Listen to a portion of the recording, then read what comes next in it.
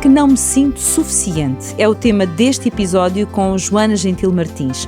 A minha convidada é psicóloga clínica, licenciada pela Universidade Católica Portuguesa, com o prémio de melhor aluna da licenciatura. É mestra em Psicologia Aplicada pela Universidade do Minho e especializada em terapias cognitivo-comportamentais com adultos. É também autora do livro Torna-te o amor da tua vida, aumenta a tua autoestima e vive uma vida mais feliz, que eu tive o privilégio de apresentar. Minha querida Joana, olá. Bem-vinda a esta conversa. E eu queria começar por te perguntar aquilo que tantas vezes ouço as pessoas dizerem: eu não me sinto suficiente. Porquê é que nós não nos sentimos suficientes tantas vezes? Olha, é muito importante nós pensarmos exatamente nessa pergunta. Porquê é que eu não me sinto suficiente? Qual é o critério que eu estou a utilizar para dizer que eu não sou suficiente? Muitas vezes o que acontece é que nós vamos sendo muito influenciados por aquilo que nos vai acontecendo ao longo da vida, desde que nascemos, do que é que as pessoas vão dizendo, de quais são as pressões que existem na sociedade. Então nós vamos começando a comparar com o exterior, com o que é que está lá fora, com os critérios do exterior. E nunca paramos para pensar no autoconhecimento, quais são os nossos critérios.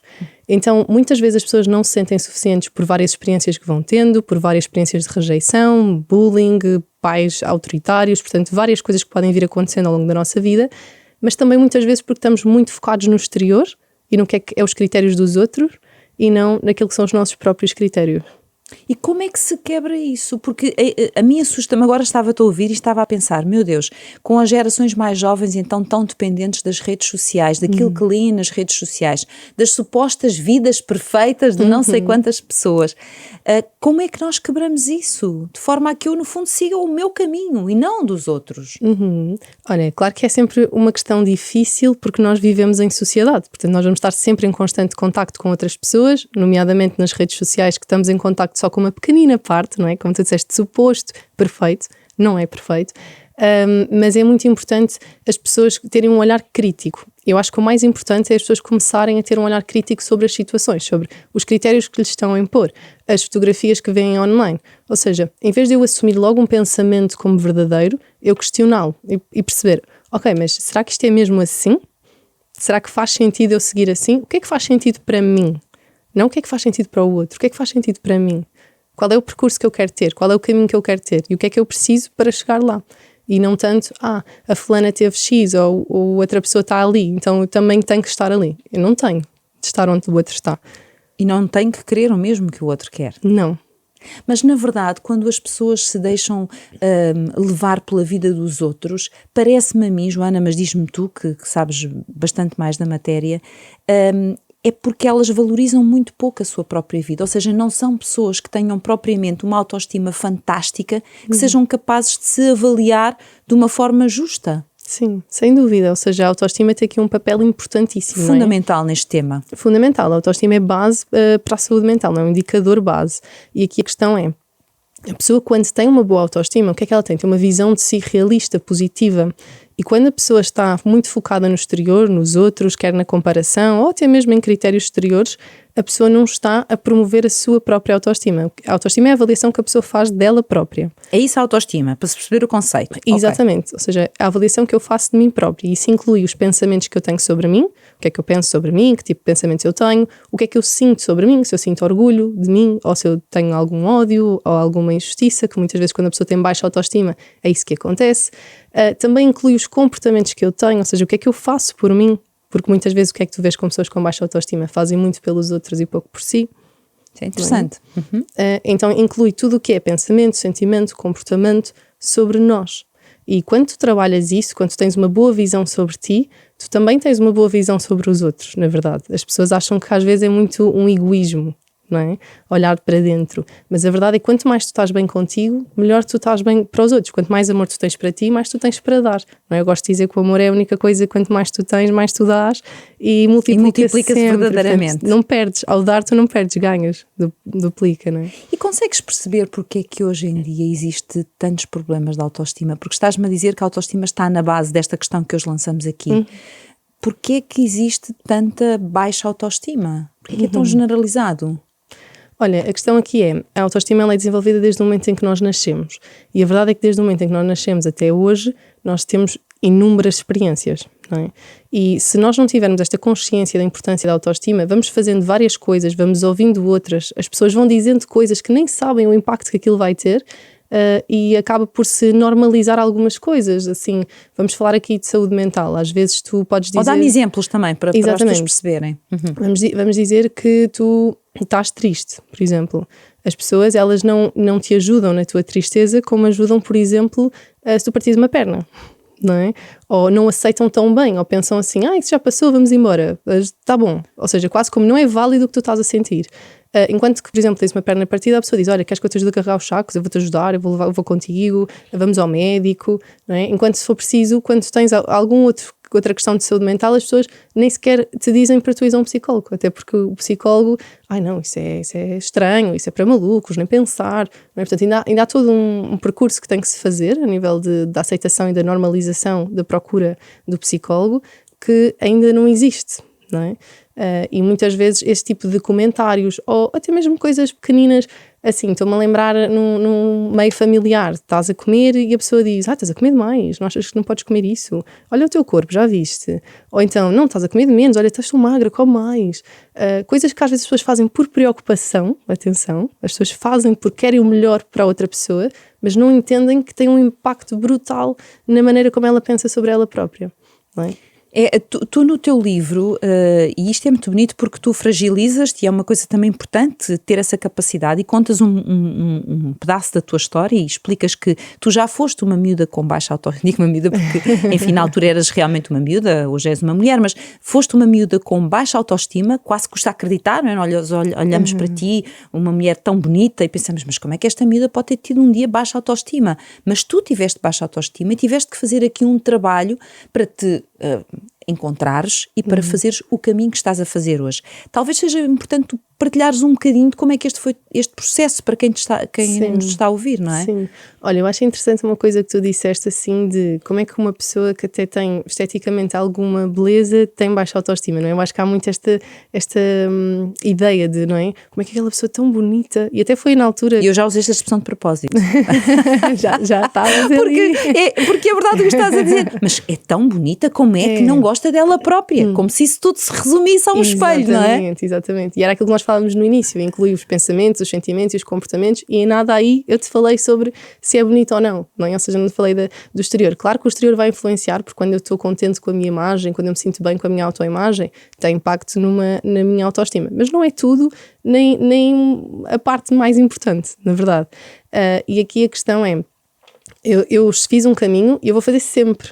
E eu acho que é importante as pessoas também perceberem isso, que é, não basta só, ok, então agora sim senhora, a autoestima é importante, vou começar a trabalhar, vou começar aqui a fazer uns exercícios, vou ali ao psicólogo e já está bom.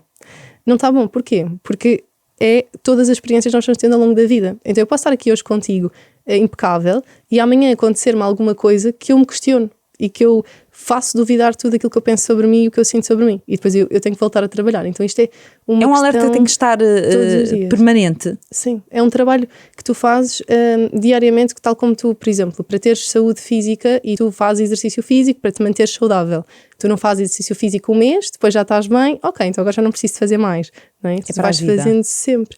Exatamente. As questões de autoestima também é para a vida. Sim. Mas estava a pedir, Joana, que partilhasses um bocadinho do teu trajeto, talvez para as pessoas perceberem que caminho é que tu fizeste e que com certeza te ajudou no teu trabalho como psicóloga, porque como viveste na pele, consegues empaticamente perceber quem está sentado à tua frente e que precisa de ajuda. Sim.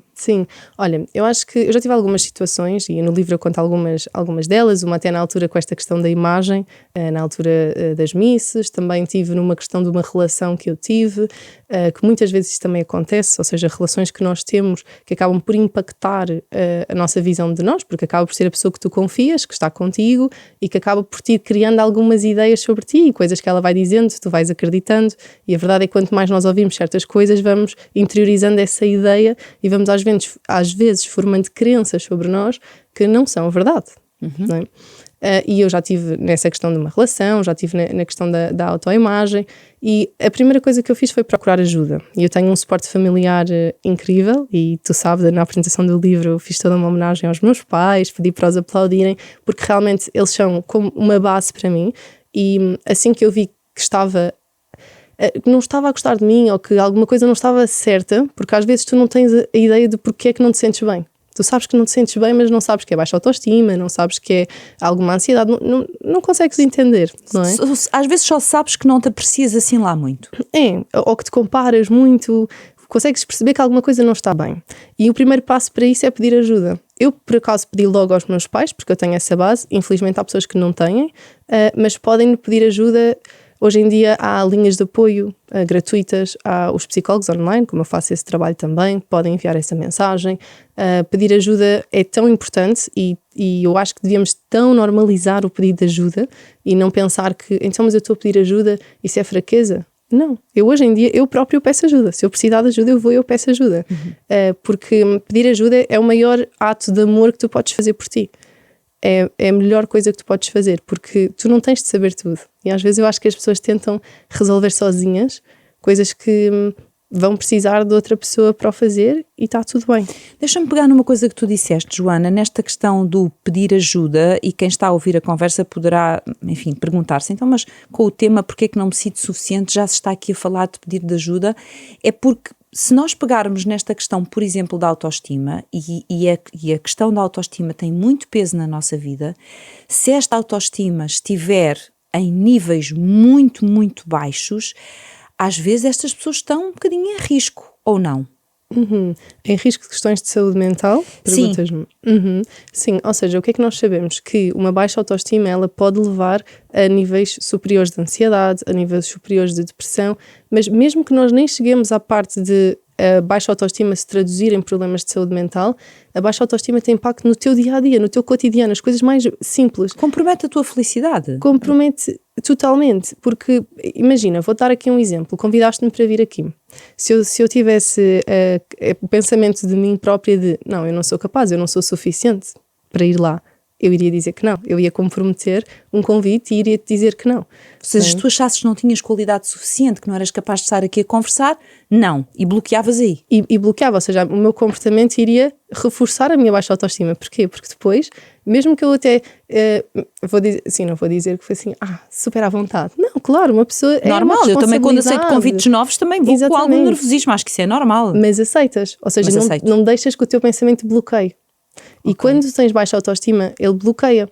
E tu dizes, não, tu não vais. E isto, estamos a falar aqui deste convite, mas, por exemplo, um amigo convida-te para ir a uma festa e tu pensas, não, eu não sou bonita como as outras pessoas, eu não tenho roupa para ir. Sei um exemplo.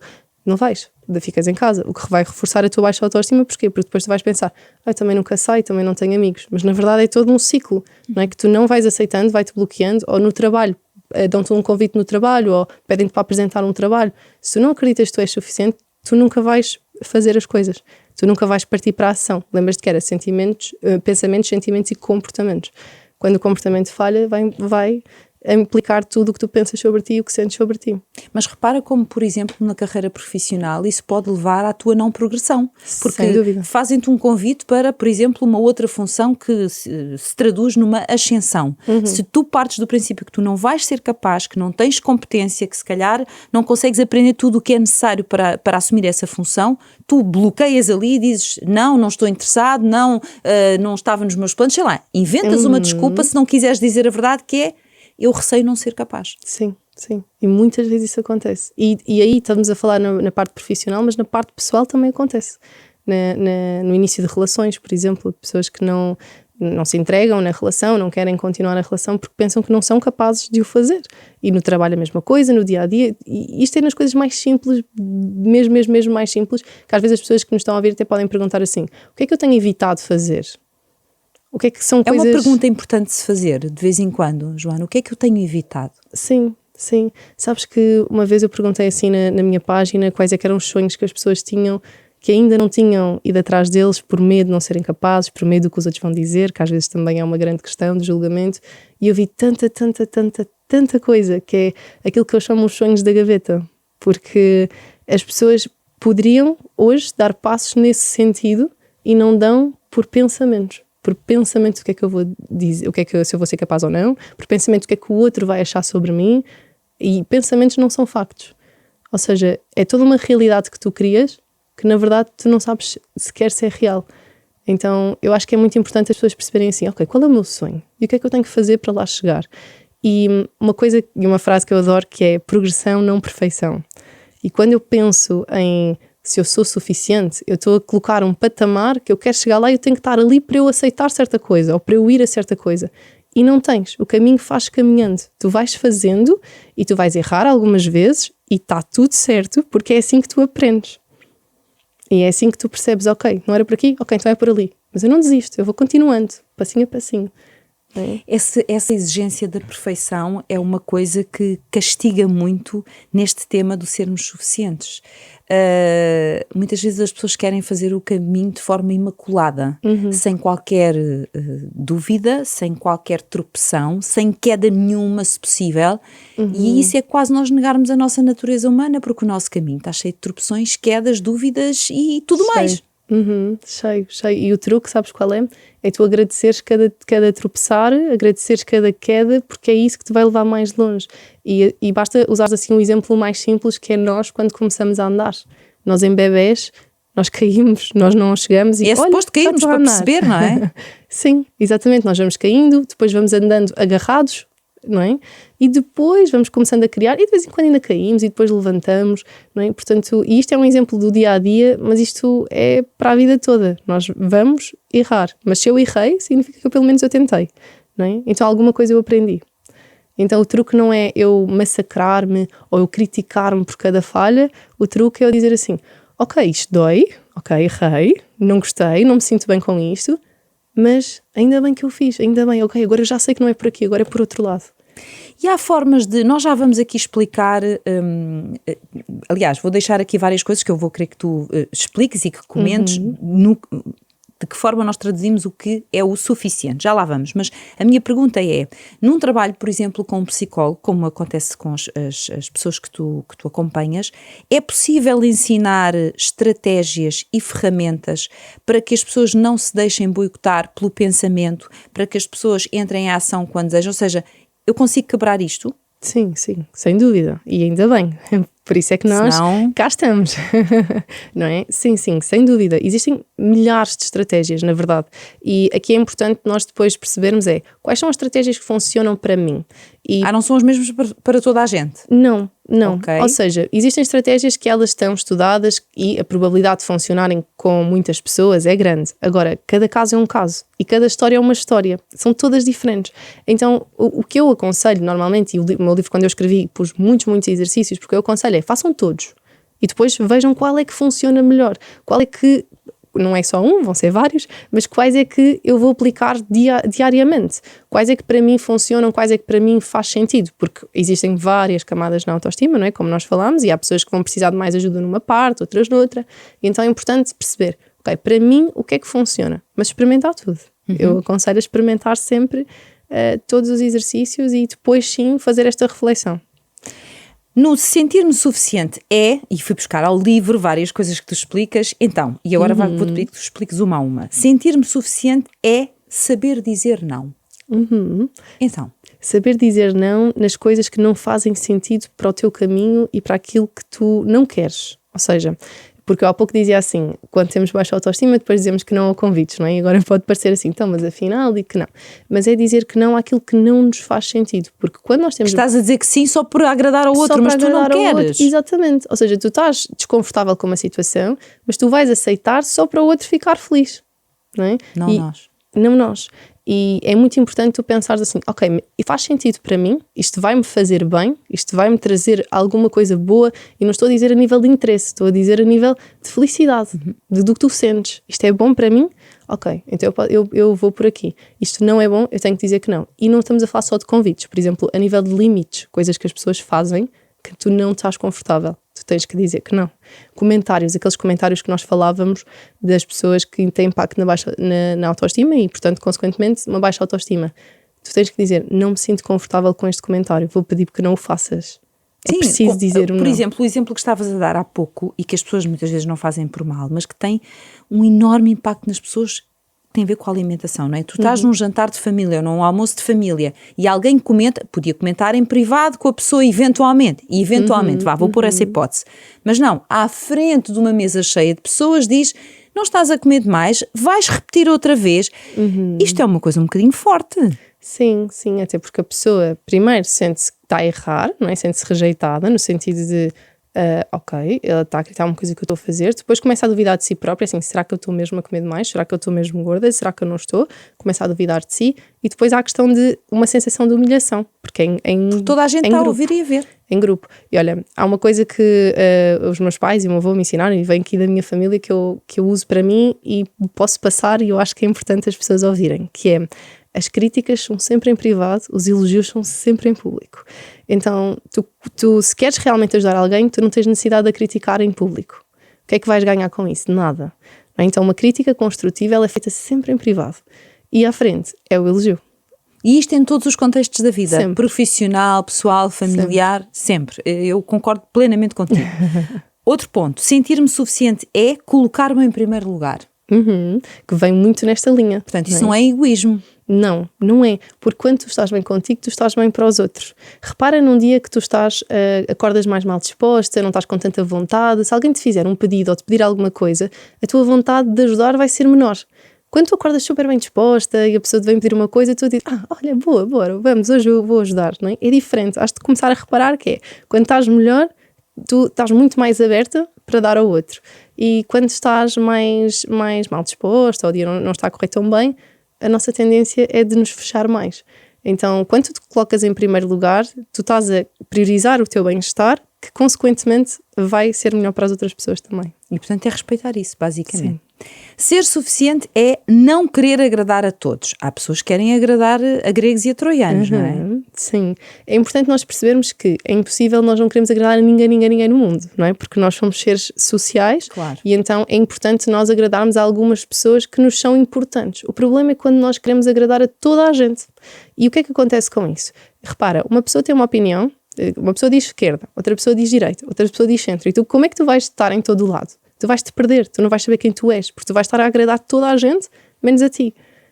E então é nesse sentido de, ok, quem é que eu sou, o que é que me faz bem a mim, e eu preciso também de colocar isso em primeiro, lá está, colocar isso em primeiro, dizer que não àquilo que não vai de acordo com aquilo que me agrada. Estes vários pontos estão todos ligados. Exatamente, e então aí agradar a mim, até porque é impossível agradar a todos, não é? Eu uso um exemplo muito giro, por exemplo, das cores, não é? Se eu te perguntar a tua cor favorita é diferente da minha, se eu te perguntar o teu prato favorito de comer é diferente do meu, e eu até brinco no livro e digo assim, qual é o melhor jogador do mundo, não é? E para nós é o Ronaldo, não é? Mas há quem diga assim, é o Messi.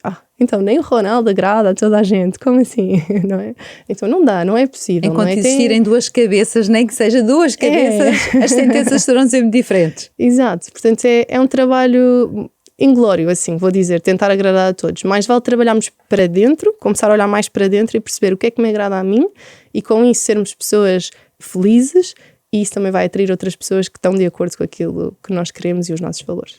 Sentir-me suficiente é deixar-me de comparações. Já falaste um bocadinho sobre isso no início da conversa, mas as comparações acabam por trazer uma fatura muito pesada para a nossa autoestima. Sim, quando eu olho para a comparação como algo negativo, ou seja, quando eu olho para esta pessoa tem e eu não tenho. Eu posso fazer outro tipo de comparação, que é uma comparação inspiracional, que é olhar e perceber assim, uau, esta pessoa conseguiu, que bom, quer dizer que eu também consigo. Não é? Isso inspira-me, vai me levar a agir. Eu penso, uau, olha, vou dar um exemplo. Quando eu comecei a minha página, já havia psicólogos online. E eu olhei e pensei, uau, também posso fazer isto, ok, então vou fazer. E levou-me à ação. Eu podia ter uma comparação negativa que era, aí já existem psicólogos, então pronto, olha, também eles já conseguem. Não vou ser mais uma. É, exatamente. Ou, eles conseguem ou não.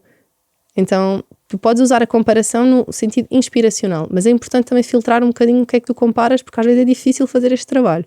Então, se, por exemplo, redes sociais, que é uma coisa que está muito presente, se as pessoas estão a seguir pessoas que as fazem sentir mal ou sentir que não são suficientes, deixar de seguir. Hoje. É esse o conselho que tu dás. Sim. Ou seja, seguir aqueles que te podem servir de inspiração, que te passem coisas que sejam positivas, que no fundo até te ajudem a entrar em ação se tens alguma dificuldade, e não o contrário. Exatamente. Mas isso quer dizer que a pessoa tem que ter uma capacidade de peneirar muito bem aquilo a que dedica a sua atenção. A pessoa tem que olhar e dar atenção àquilo que está a sentir. A pessoa tem que olhar para dentro. Em vez de estar sempre a olhar para fora, tem que olhar para dentro. E assim tu vais saber exatamente o que é que te faz bem e o que é que não faz. Mas porquê que há tanta resistência a olhar para dentro? Porquê que se prefere meter a cabeça debaixo da areia? é difícil. Se eu perguntar... Dói às vezes, não é? Sim, dói porque lá está, nós somos falíveis, nós temos pontos a melhorar, que são os tais defeitos, não é, que as pessoas chamam, e nós temos qualidades.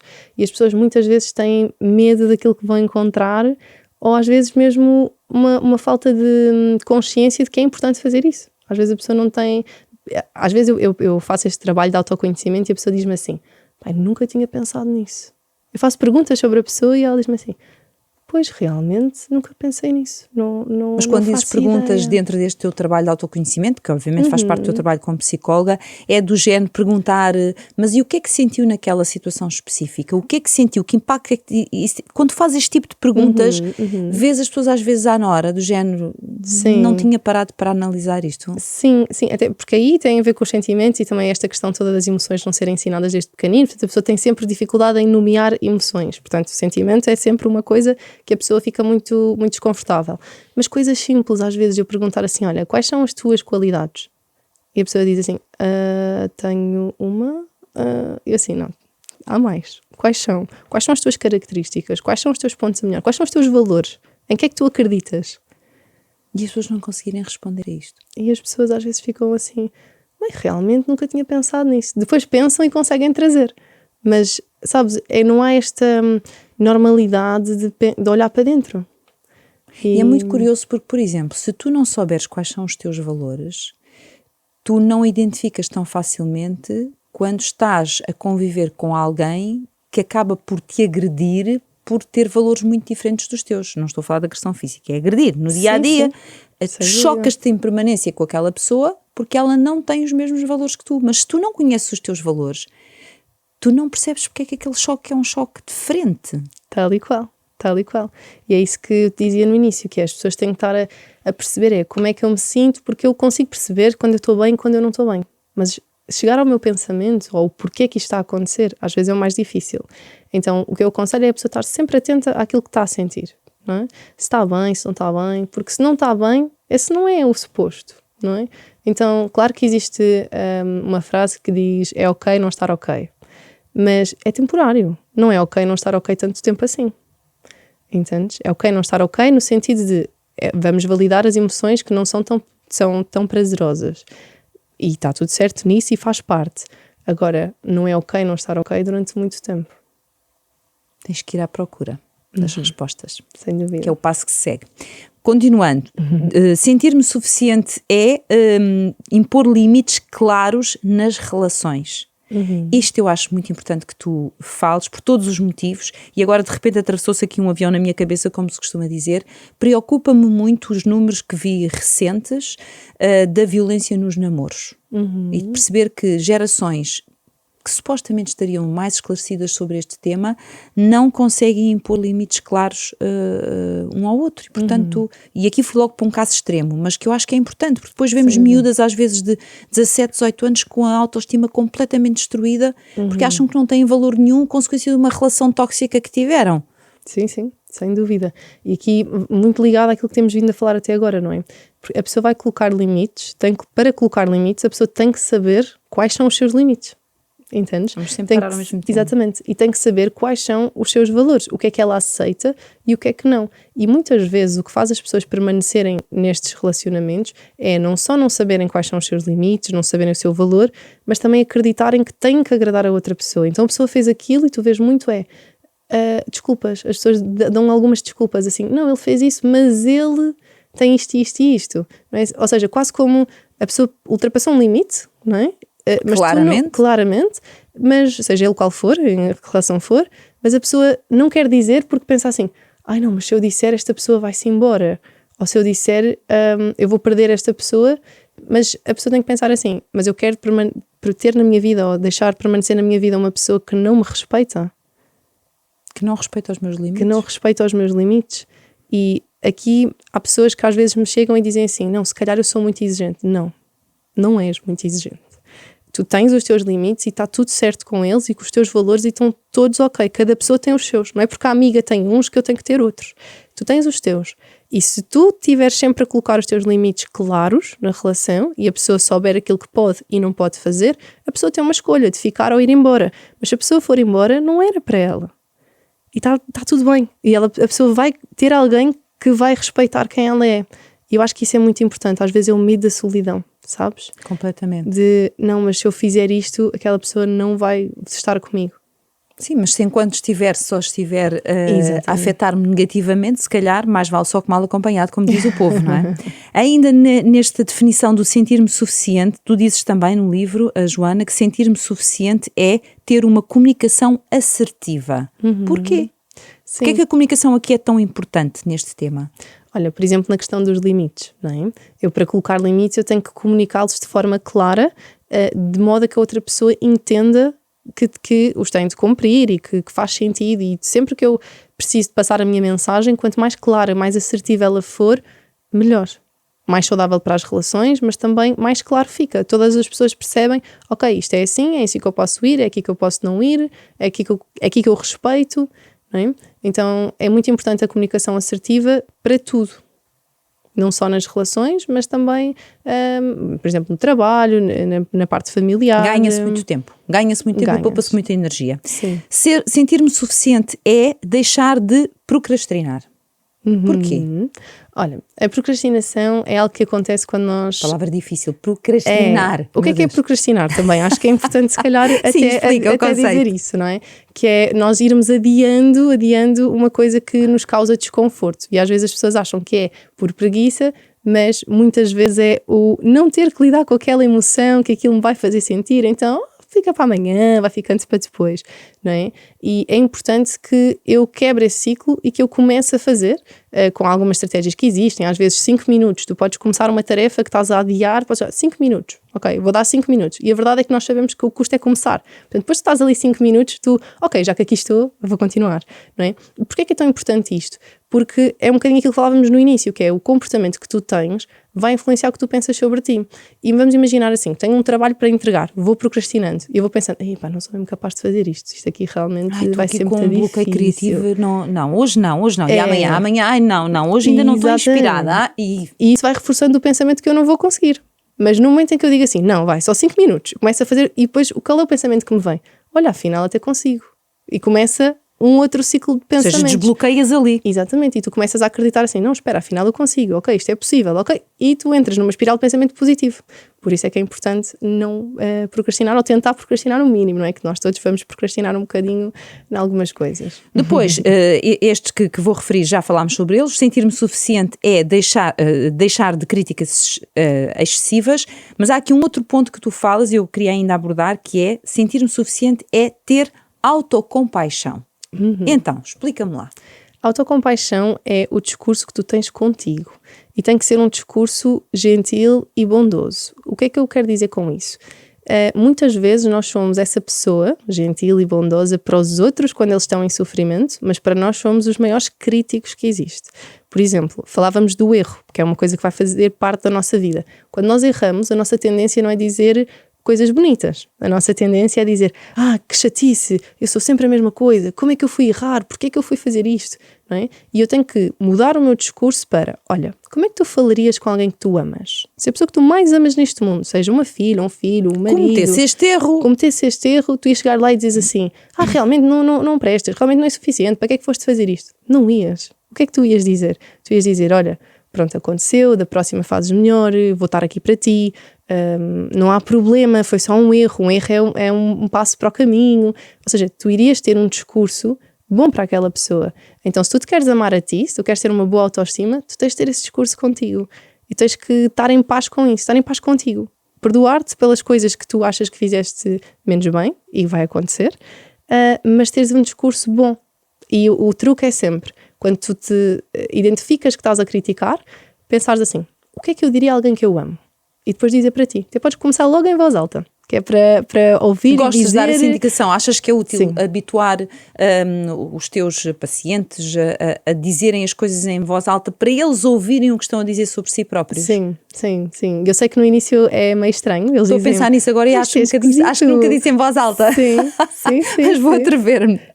Mas eles dizem assim, é um bocadinho esquisito, mas depois começa a ser algo que tu estás a dizer, tu estás a ouvir, começa-te a fazer sentido. Claro que há pessoas que faz mais sentido escreverem, há pessoas que faz mais sentido dizer em voz alta, há pessoas que dizem para dentro, digamos assim, não é? Pensam, têm esse pensamento, Mas eu acho que o dizeres em voz alta quebra-te, porque tu não consegues estar a pensar assim, ai não, que erro. E em voz alta estás a dizer, não há problema, não é? Ou seja, tu estás em voz alta, tu tens de estar a pensar naquilo que vais dizer, então tu estás a obrigar o teu pensamento a ir para o lado bondoso e amoroso. É muito interessante, ao mesmo tempo é muito perverso, porque se nós não fizermos o que tu estás a dizer, Joana, o que é que pode acontecer? Imagina, tu vais fazer uma apresentação qualquer, tens que fazer uma apresentação na tua empresa. Ok, vais fazer a apresentação, não te corre espetacularmente, esqueceste de um dado importante, era suposto teres passado uma mensagem que no meio dos slides todos tu te esqueceste e não passaste. Erros vários que podem acontecer, ok? E em vez de haver essa tolerância e perceber em que circunstâncias é que te esqueceste daquilo ou não fizeste aquilo e perceber, pronto, à próxima vou estar mais atenta, se calhar passo as coisas mais devagar para ter certeza que isto... Em vez de termos esta compreensão, nós pegamos num punhal, colocamos aqui sob o alto da nossa cabeça, ok? E não precisamos de contratar ninguém porque nós fazemos o trabalho sozinho. Sim. Com o risco de, na próxima situação, como não temos esta autocompaixão, vamos aterrados, cheios de medo, e a probabilidade de voltar a cometer o mesmo erro ou outro pior é maior. É, tal e qual.